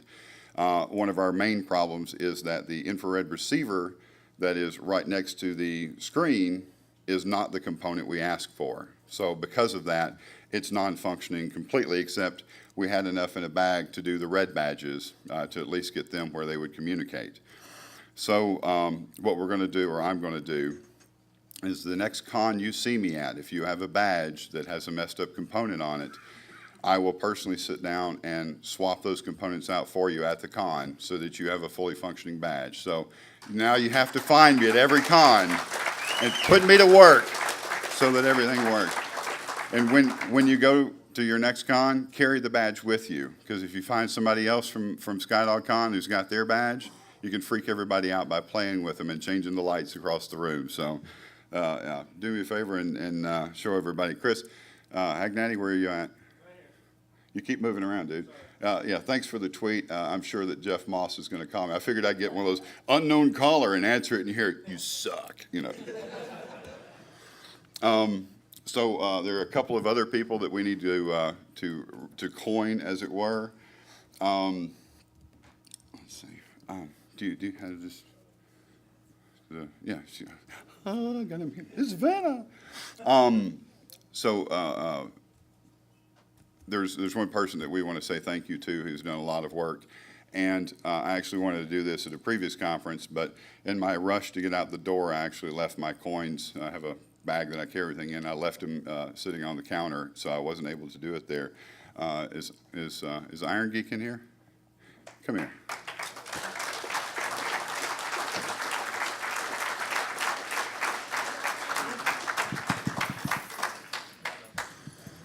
So Iron Geek, if you go to YouTube and Google, you can find every con that Iron Geek has been to, apparently, in the last how many years now? I think the first one I went to was Freaknik in 2005. Yes. So he helps render all the video and get it online. It's all on his YouTube channel.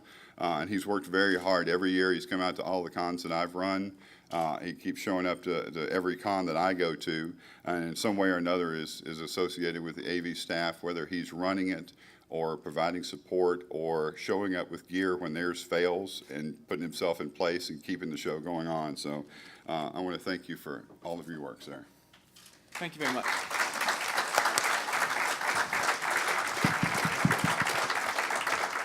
So our guys were running 2 tracks concurrently yesterday.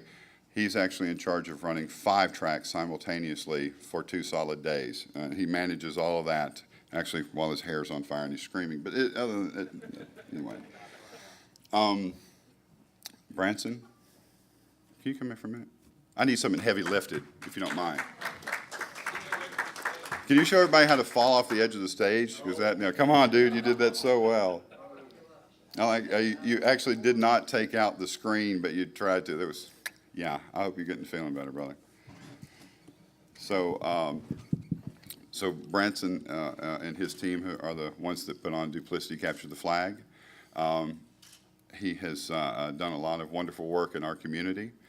He actually came back to us and said, I know we've had to cancel some classes and change some things around.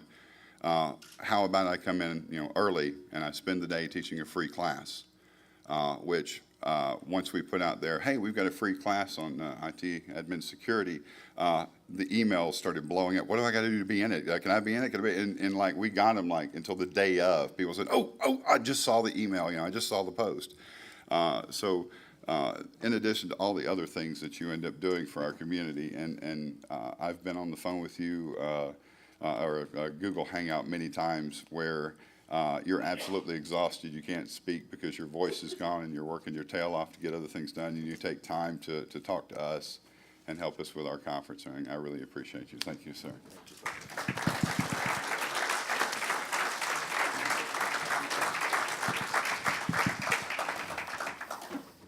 Now, where the hell did he go? Where's Chris? Cagnati? Dude! Come here. Oh, a lot, mister, apparently. No, but I'm going to call forward him to you, so, yeah. So, You gonna hit me? you want me to? No. Just asking. So, we give Robin a round of applause. Robin, talked to Chris, and I'm sure she used her sweet smile and asked him nicely, but I don't know how she convinced him to come to our conference and do the social engineering capture the flag. But you seem to contribute and give back to the community, and we appreciate everything you've done to bring your level of game to our fun little conference here. And I want to say thank you very much. Thank you. Really, seriously. Thank you. I guess you did one. Yeah. Thanks, man. That's awesome. That really is awesome. And we get to the fun part. So all of this stuff gets put on. Everyone gets to see me smile and have a good time. And hey, I'm twerking on the dance floor, which luckily I don't think I had any pictures. But I can be a real pain in the butt when it's something I want and I want it done specifically, and I give you, this is exactly what I want. You can do anything you want, except it has to be perfect. Skydog, I need you to go out and buy me 1,500 Hershey's Kisses. I'm walking through Washington, D.C. to the Kinko's at ShmooCon to pick something up, and he says, you know what? Max says, I finally figured you out. I said, figured me out? Because no one has, apparently. And he said, it's taken me 2 years, but I figured you out. And I said, really, what's that? And he said, well, here's the deal. He said, if you call me and say, I want 1,500 Hershey's Kisses, he says, I'm allowed to ask, would you like caramel with almonds or just plain? And I'm allowed to come back and say, it's your choice, or I may say, I want the ones with stripes. And from that point, he says, I'm to go get 1,500, no more, no less, Hershey Kisses to bring them to you. He says, if I decide that Necco wafers are more economically viable and exactly what we need, and they're close enough because they're almost the right size, and it should work, When I return to you and hand you the Necco wafers, your response will be, thank you, Carlo. Thank you for the candy. Now where are my fucking Hershey's Kisses? To which I almost fell off the edge of the sidewalk laughing, but to anyone who actually has to deal with me on any regular basis when we're doing something like this, that's probably the closest analogy to what it's like to deal with me. So I want to say thank you to all of our staff for everything that they've had to put up with. Now we have different departments that we deal with, and we'll get to those. I want to say sort of some impromptu people that have jumped up and taken care of business. So is Jennifer here? So I think she may have left. Oh, there she is. Hi, sweetheart. Hi.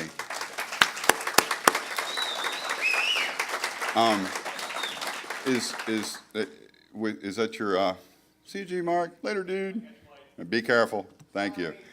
Is it your boyfriend or your husband, or both, that you came with? Boyfriend. Okay. Or both. Hey, I don't know. You have one of each? Hey, everybody can do whatever they want. So she actually showed up with her boyfriend, and they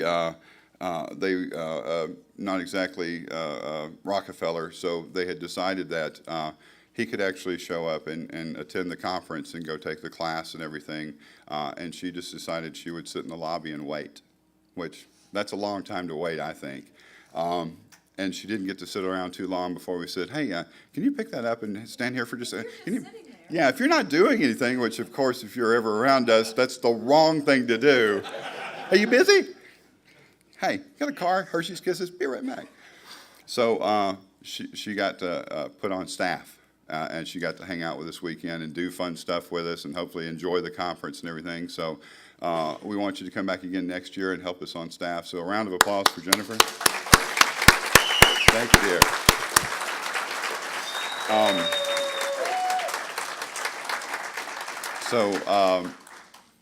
Last year, Carlo actually showed up to our house a few days in advance of the con. He couldn't do it this year because he was too busy telling his employer to fuck off. So I'm sorry. You were telling me with sadness, and you had to leave. Yeah, not this bitch. So last year, Carlo came and actually, during the time leading up to the conference, cooked food. He actually cooked for us every day and made sure we ate. And then he sat down and actually made sure we had what we needed while we were working. And then he chipped in and made all that stuff happen. And then he wrangled the uninvited guests. Yes, and then he wrangled the uninvited guests who showed up 3 days early because apparently they can't read a fucking calendar. Not at all. Now, Ginsu and GCSH say, hey, we're at the con, man. Where is everybody? I said, it's fucking Tuesday. No one's here. Well, guess we'll drive back to Atlanta. So I gave them our address, and they showed up. So, which is always fun. We love having people out to our house. We have the Noah Schiffman wing upstairs, the hacker pad, and it's, TV screens, and just get to relax, and that's your own end of the house while you're there. So, we had a visitor early this year who said, hey, I'll come down and give a hand. So this sweet little woman, Jenny Maresca, can you stand up and wave your hand for me?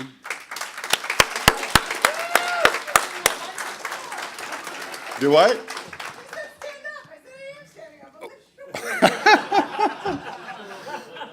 So, Jenny, did you show, what was it, Saturday you showed up? Yeah, she showed up on the previous Saturday, last Saturday, she actually showed up and has spent most of her time doing work on the decorations for the Pirates versus Ninja Ball we had last night. Everything you see on the walls, the nunchucks, everyone's beating each other with. Jenny and Joey have worked very hard to put all of that together. I have never seen quite the complement of Minecraft related stuff. I've got candy. I had to eat Twizzlers because they opened the bag and left them there. Everything that went on with the Minecraft stuff and the Legos and decorations you see, Jenny worked tirelessly to make all that happen and then helped us do everything else while we were on our way getting ready to do the conference. So thank you very much, sweetheart. We appreciate it.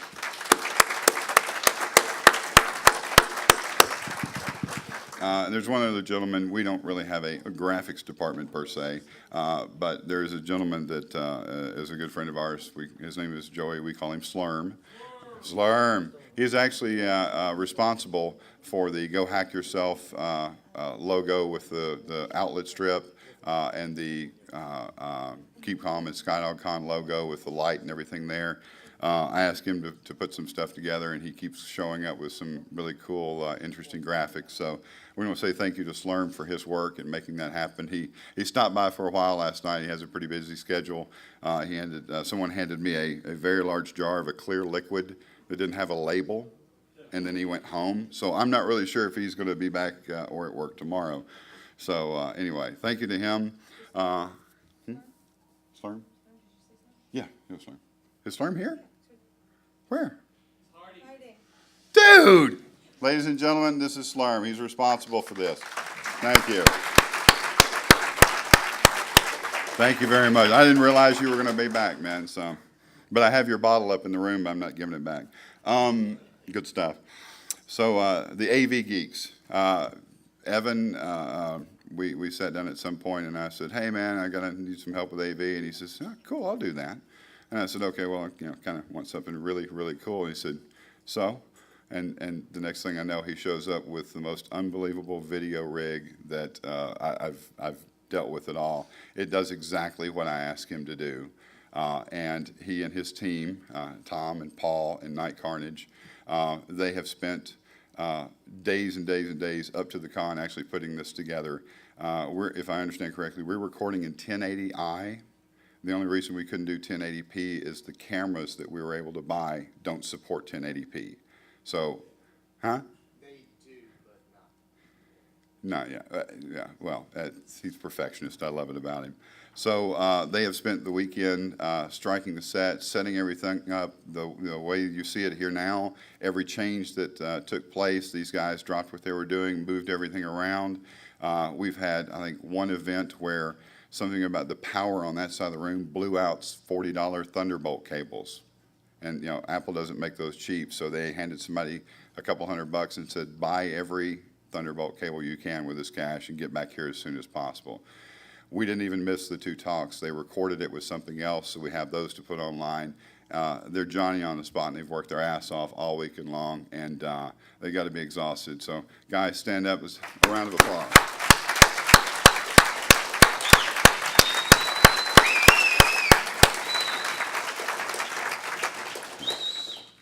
Devin looks like he wants to stab me now or take a nap. I'm not sure which. And either one, you're more than welcome to do, man. I appreciate it. So the hospitality staff, all the guys in the yellow shirts, there are a few of them. They're back in the corner hiding, right? TIE Fighter and RC head up our hospitality staff. They make sure everybody's where they need to be. They're staying out of trouble. I got to talk to you about Foxy. Apparently she's got legs. But yeah, she does. Oh, yeah. So they spent the entire weekend running for us and making changes and communication and everything else. TIE Fighter's been doing this with me for how many, 6 or 7 years now, I think, or it's longer than that. I keep dragging him out. Hey, what are you doing this weekend? No, not much. Why don't you come up and talk to me about doing security? And he's like, damn, I shouldn't answer the phone this time. So thanks, guys, for all your hard work, for all your everything you do on your team. So a round of applause, guys. Thank you.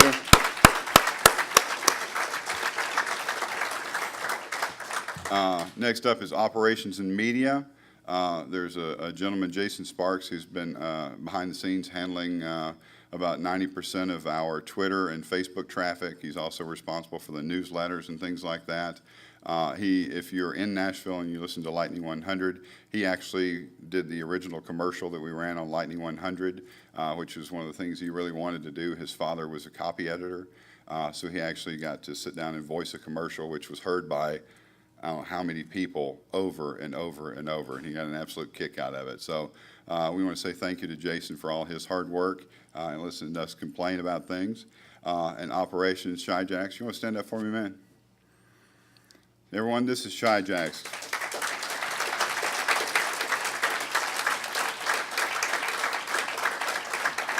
He's absolutely worked his ass off. He's been to the house many, many times for many, many, many hours working with us, making phone calls, making things happen. He came out Saturday and spent the majority of the day just going over everything from soup to nuts. He's the guy responsible for printing every one of the plastic badges you have around your neck. He's worked really, really hard, and he deserves a large round of applause. Thank you very much.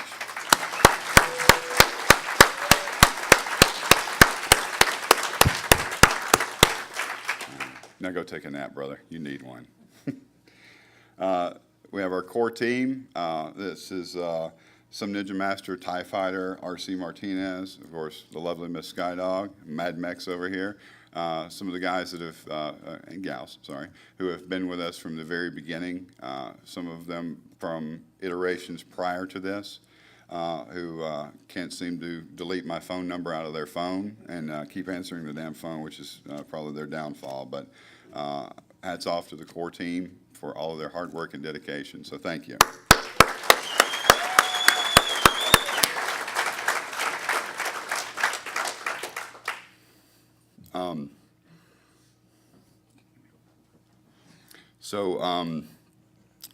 One of the things that I got to do this year, which was kind of fun, is there's someone that we've been talking about a little bit this weekend that has made a lot of personal growth in the last couple of years. And several people have noticed it and commented on it.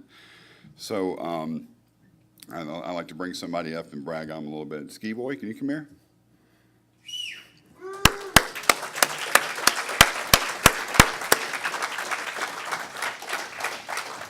So Ski Boy is officially my intern. No, I'm sorry, Little Bitch was what we put on your business card, wasn't it? I thought I was the mascot. Yeah, well, there you go. We'll go with whatever works for you.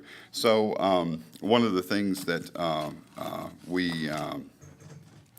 one of the things that we got to do was he had negotiated a deal with his parents, and they said, well, you know, if you get like an internship somewhere, we'll help you pay, you know, for the rest of your college bills and everything. They're just going to, okay, we'll do what we can to help. And he told me that, and I said, oh, he needs to be an intern, right? He said, yeah. And I said, congratulations, you're my new intern. Whoops, technicality. So I picked up a laptop for him and put him into business, and he's done a lot of work. He's actually come out to the house and helped me do a lot of the welding, things like the TV stands. And one afternoon, I actually taught him how to do some welding, so he's now got that skill, which hopefully you can use that later in life. A couple of you, I guess it was SkyDogCon1, the first one. You'll remember Ski Boy as the annoying loudmouth who wouldn't shut up. And then at SkyDogCon2, you'll remember him as the somewhat less annoying loudmouth who wouldn't shut up. But this year, you have probably figured out that he is now really maturing and getting better at what he's doing, because he owned at Hacker Jeopardy, aside from not being able to state things in the form of a question. He kept hitting the buzzer and answering. I was like, did they whisper that to him? You know, and some unbelievable stuff that he came up with, and it was absolutely wonderful. He has, in one of the things is he's actually gotten better at what he's doing because he's being around people like you. You are his people, and that is what is allowing him to grow and be a better person and do the things that he wants to do. So, I want you to have a black badge.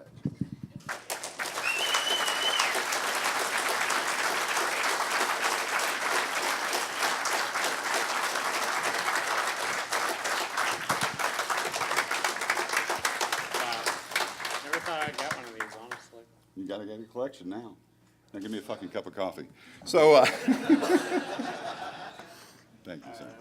Oh, no, I will, yeah. Hey, I'm your intern. Does this have spit in it? No. It's not spit. Yeah, it's not spit. Shane, does this taste familiar? Oh, that's for slinging whatever that thing. Yes. Oh, I'll tell you, ooh. I'm sitting in the capture the flag, doing the red team and everything, and I'm typing. I'm intensely in there, and there's this gooey thing that starts to roll down my shirt, and I look up, and he's going, yes. What was it? I have no idea. Yeah.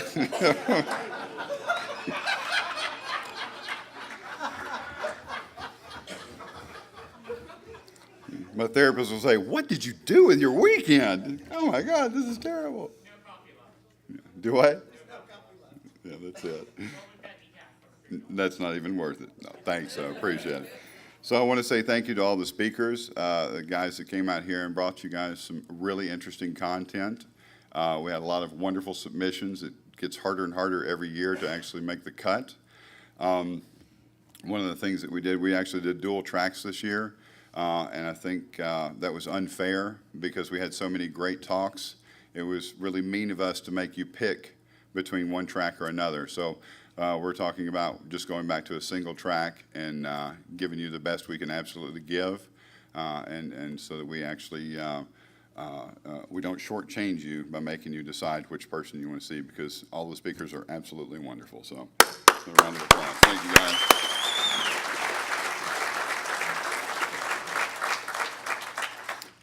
We want to thank our sponsors, most notably Tenacity. The boys from Tenacity have always been by our side. They've always supported us. Why, I'm not really sure, but I'm tickled that they actually would do that and have that faith in us. Mozilla, for always being there and kicking in cash to take care of the breakfast, and sending Curtis out here for the first talk of the day every time, which he hates me for, but it's the only slot that I can find where he can use his brand of get off your dead ass and do something with your life, damn it, to get us motivated for the weekend. So Curtis, thank you very much for your company and for your coming out. Thank you. I want to thank David Lipscomb for bringing their crew out and playing. I'd like to thank Parallax. They actually helped us subsidize the cost of the processor on the badge, because if they had not, it wouldn't do a tenth of the things that's possible, because they were able to give us a deal on the processors enough we could put a display on everyone's badge, and we could do some really cool things with it. So thank you, Parallax. Ace Hackware. Where's Dr. Chaos? Oh, there. I couldn't pick out the blue mohawk. Yeah, what can I say? Thanks for always coming out and having a vendor booth and always giving us cool stuff to play with. And dude, thank you so much. Your crew, it's awesome. So, no. Actually, the pleasure's mine. No, it's mine. Fisticuffs! We'll do it live. I want to thank Hackers for Charity.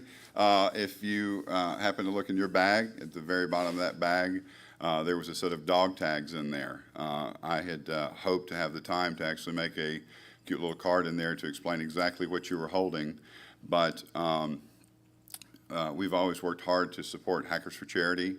We think what they're doing is absolutely wonderful, and the best way we thought that we could help support them from the con standpoint was we made a sort of a donation for everyone here, whether you liked it or not, damn it. So we, what we purchased were dog tags, and every one of those dog tags was hammered out of recycled aluminum pan or pot and cut to shape and sanded, and actually every one of the letters was hand stamped by someone in Uganda who's doing that to try to make a better life for themselves. So we kicked some cash their way, and they sent us a bunch of dog tags, and we gave everybody that showed up to the con a set. So a round of applause for Hackers for Charity for their hard work.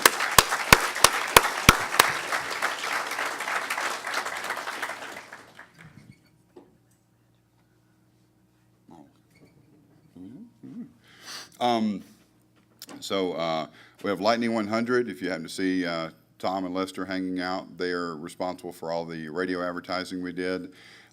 They actually had some events happen to them where they weren't able to do the VIP suite that was upstairs the way they wanted to. Unfortunately, there were some things that happened to Lester in his family life that he actually spent as much time possible as he could here, because he was having such a wonderful time, but he had to go deal with something that was decently tragic. They came in the first day and wandered around and started seeing everybody and listening to everybody, and I've never seen two guys smile as much and say, dude, until we actually got to hang out and see this, we didn't quite understand what you did. Now we understand, and we want to be involved every year. So we're coming back next year, and we're going to do this bigger and better. So those guys, Lightning 100 is an absolute hoot. Thanks, guys. We got Work IT Nashville and Spikes that they also helped kick in some cash and help make this possible. So thanks to them. And also Offensive Security to Mutz and Iris for always being there and helping us out and never asking a question and just saying, whatever, dude, just tell us what you want. So everybody, a round of applause for all of our sponsors.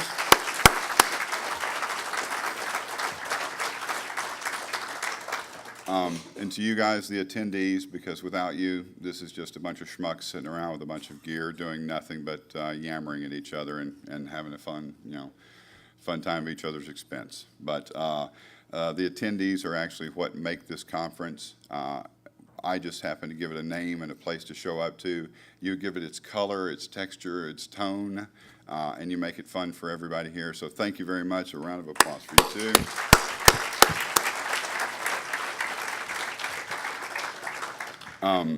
And like I said earlier, I'm a pain in the ass to deal with at times, and I'd like to say a special thanks to Mrs. SkyDog.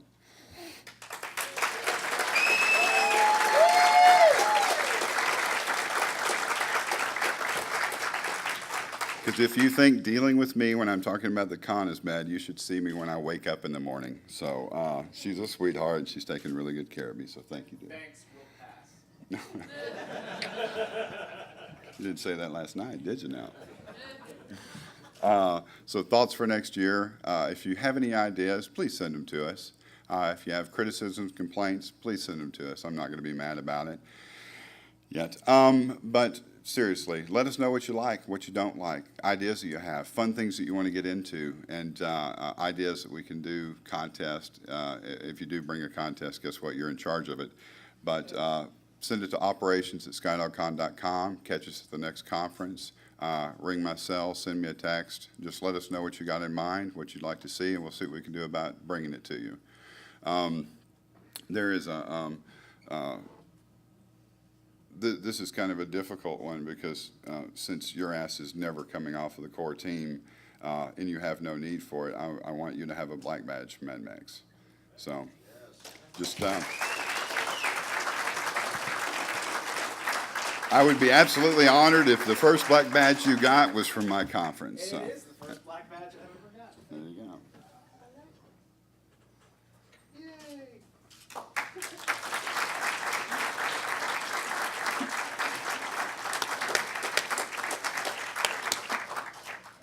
Gotta love my little Mexican. So that's the end of the show. We have some stuff to auction off for Hackers for Charity. There was a silent auction that was going on. I've been told there are certain things I have to make happen, and I'm not an auctioneer, but I give it a damn good shot every year. Before I get to that point, who did not get their badge last night? Okay, so we got a little handful of people. If you'll hang out, if at all possible, for a few more minutes, Red and the guys, we worked last night to get as many of the badges going as possible. So I think we've got plenty of them to be able to give out to everyone else that's left. If you had a buddy that didn't get theirs, they had to leave early or whatever, let them know, get in contact with me. I'll ship it to them. I'll bring it to them at the next con or whatever. So we make sure everybody gets their cool toy badge. So let's see. Oh, who in the room actually has, from SkyDogCon 1 or 2, been awarded a black badge? Show of hands. Guys, come up here real quick while he's juggling paperwork.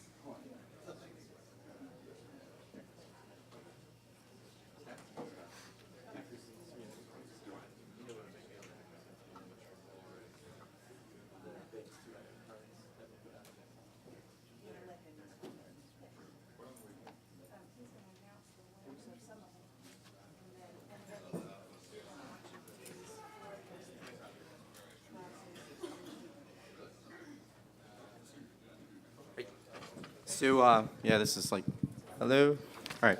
So the ones that won already for the silent auction, the Code 2600 DVD is Jason